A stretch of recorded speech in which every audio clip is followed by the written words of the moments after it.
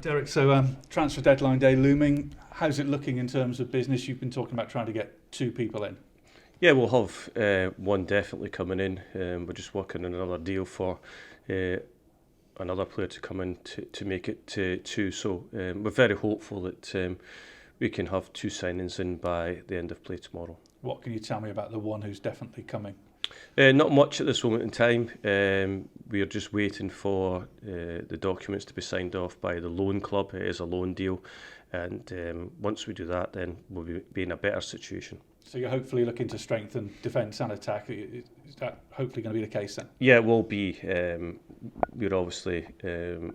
I've always said that we wanted to have 2 players for every position, and doing that would mean that we would be taking in a defensive player and a forward player.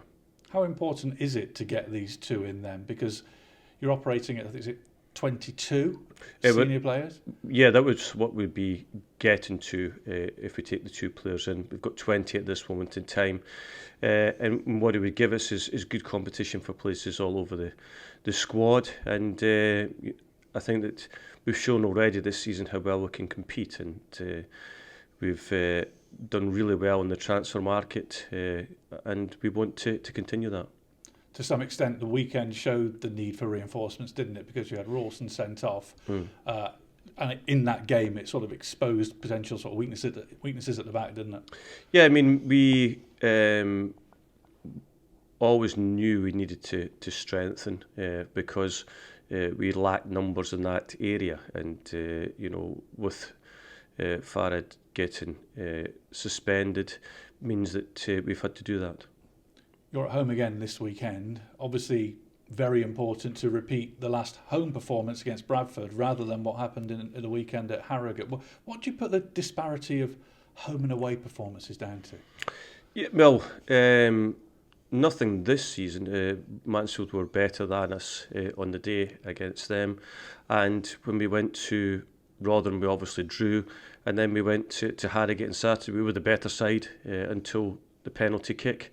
And we didn't do well enough after that, but we just have to get back home. Salford come off a magnificent win the other night against Leeds, and we go into it after our last home performance, which was a 3-0 victory. You mentioned last season away points were hard to come by as well, weren't they?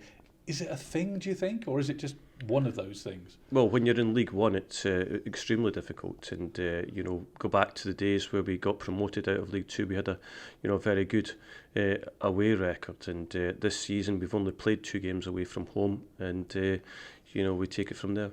You talk a lot about the younger players in the squad, and there are lots of them. Is consistency of performance an issue with a younger player? No, we haven't seen that so far. I think we've been very consistent. They've played well. They've created a lot of good opportunities. And even last week against Harrogate, we still had opportunities, maybe not hitting the target, but we got ourselves into good positions. Salford on Saturday, we talked about the challenge, but it will be one of the bigger teams in the league and with a big reputation in recent years as well. Yeah, I mean, as one of their owners said the other night, they've got the 3rd to the 5th highest budget in the league, so they spend big in this league. And we had to overcome a Bradford side that in a similar scenario. So we played really well that day against Bradford last 2 weeks ago. We want to have a similar performance against Salford. How do you see the money situation in League Two as we approach the transfer deadline? What are your thoughts on the money that clubs are spending, some of them?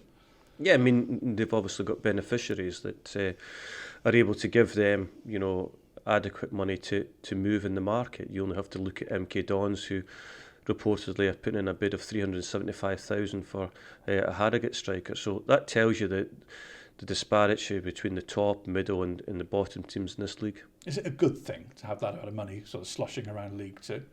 It can help if it's coming your way,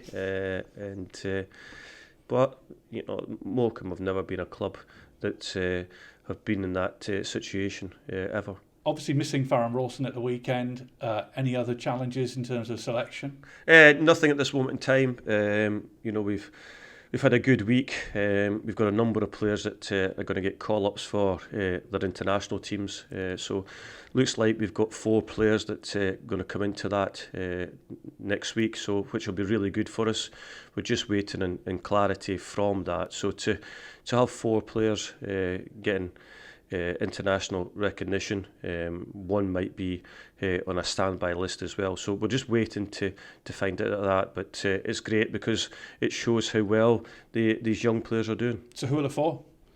We're just waiting on clarity at this moment in time from the internationals. As soon as we get that, then we'll be able to notify through our media channels. But I think that we've taken in a number of players over the summer. We always knew that they were going to be good players for us. They've been given game time, and they're going to get recognition for that. And why is that a good thing, Derek, to have that kind of recognition for your squad? Well, I think that any club that has international players in their squad, that gives the players a boost, that gives the other clubs that we either loan players from or take players from, and even the players that come here, they see they can get that opportunity to go and progress. It obviously adds money to us as well, because if it's an international qualifier, then we get money back from the associations for our players. Going back to the injury situation, is JJ McKiernan all right after what happened at the weekend? Yeah, he's fine. He had a lump in his head straight away, but no problems. Get money for your old phone, MazumaMobile.com.